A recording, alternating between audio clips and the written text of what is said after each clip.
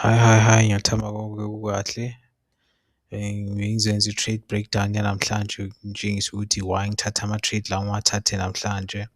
So first off, siqala ku-daily time frame uku-establisha i-daily bias ukuthi izoba njani, yabona? So I'm just gonna go kwi-daily time frame on both assets, Euro and GBP USD. Yeah. But you can trade, ungas-trade the strategy with any closely correlated asset. Ne?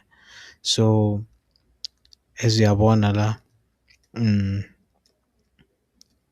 the previous day in some drawing, so the previous day ku Euro USD ivale phansi kuwe the other day, so besibhekile ukuthi ingaba bearish, but then ngithi ngibheka la ngabona ukuthi kune daily fair value gap la, yabona?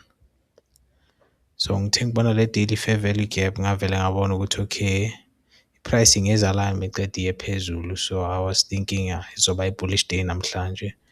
And then nakhona la it's even more evident because yabona ukuthi kuyenzakaleni, i-previous day ibe ne-weekend ngaphansi below, ukubonisa ukuthi i-price bebayiphusha ukuthi iya phezulu, yabona? Even though ivale bearish, mara yabona ukuthi i-price isuke la yaya phezulu, kusho ukuthi ibonisa ukuthi kune-intent of going higher, yabona? So nakusasa nakhona ngibona ngathi lama-highs lawa la yiwo azokhishwa kusasa probably. So ngithe ngiceda laphaya ngaya ku-15-minute chart, I think boma 8:30 London session, yabona? So ngithe ngifika ku-London session ngathola i-SSMT, angithi SSMT la between i-Asian highs, I think i-GBP USD ayiswiphanga ama-Asian highs, yabona? Yabona ukuthi kuyenzakaleni la, le ayiyanga phezulu, ayithathanga lama-high, mara la ithathe lama-high.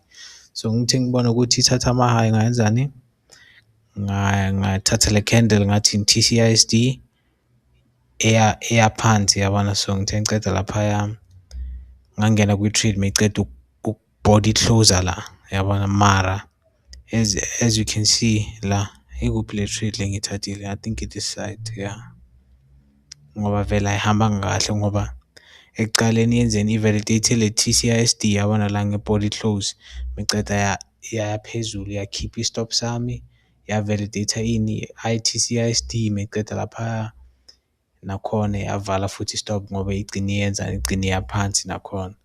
So yeah, so those were ama-trades ayi-2 angiwathathile during the day, yabona? I mean ngo-London session mengiceda la obviously ngimela i-NY AM session. So ithe ifike i-NY AM session ngayenzani, ngabheka ngazama ukubona ukuthi okay kune-SSMT la between ama-daily, so yabona le dotted black line, le asset le ayithathanga ama-body candle close, ivele yavala ngama-week, and la yenzeni yenza i-body close. So ngavele ngadrawa i-SSMT line, ngadrawa ne-TCISD la, meceda le asset le ngathi uyothatha i-TCISD ne-PSP kuqala, meceda ukuyenza njalo ngangena ku-trade. Actually ngiceda ukuphuma manje nevele bemele ngiphume earlier because usually ngivala ama-trade ngabo 5:30, mara ya le ngivale manje, ngisanda ukuyivala manje vele khona ngikhumbula. So bese siyofika ku-break even, I wouldn't be surprised if kusasa mengivula i-chart ngithola i-price seyithathile le take profit, mara nakhona akufani, it's fine, yabona? You have to stick to your rules. If usitshelile ukuthi uzo-trade up until this time, that's what you must do. So nakhona yiyo into engiyinothile ku-journal yami ukuthi, you know,